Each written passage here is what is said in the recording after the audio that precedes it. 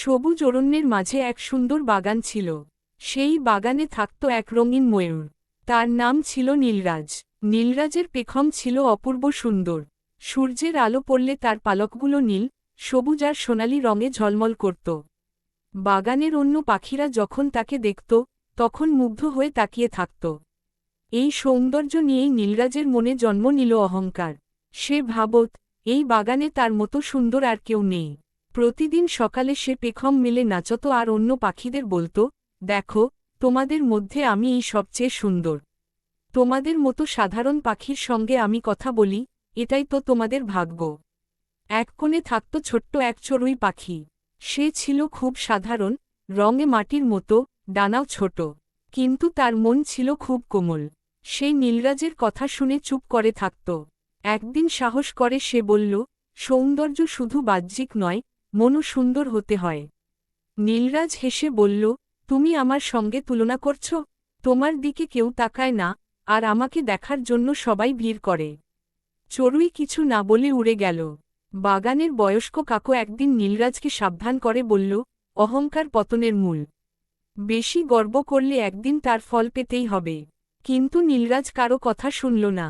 সে আরও বেশি করে নিজের সৌন্দর্য নিয়ে গর্ব করতে লাগল। একদিন আকাশে কালো মেঘ জমল। শুরু হল প্রবল ঝড় আর বৃষ্টি।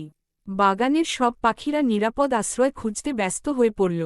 ছোট্ট চড়ুই তার ছোট ডানা নিয়ে দ্রুত উড়ে গিয়ে গাছের ফাঁকে লুকাল। কাকু উঁচু ডালে বসে শক্ত করে ডাল আঁকড়ে ধরল।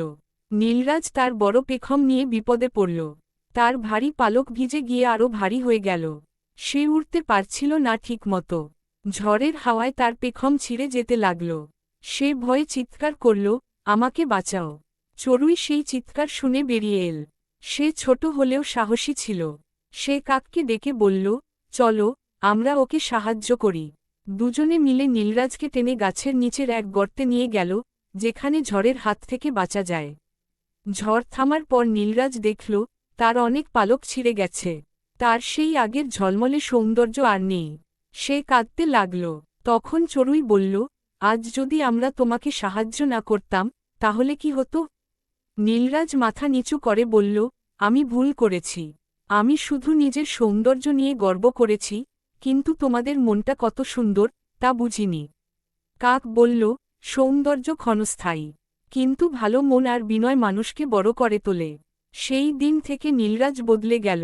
সে আর কারো সঙ্গে অহংকার করে কথা বলত না, বরং ছোট পাখিদের সাহায্য করত। যখন তার নতুন পালক গজাল, তখনও সে আগের মতো গর্ব করেনি। সে জানত, আসল সৌন্দর্য লুকিয়ে থাকে নম্রতা আর দয়ায়।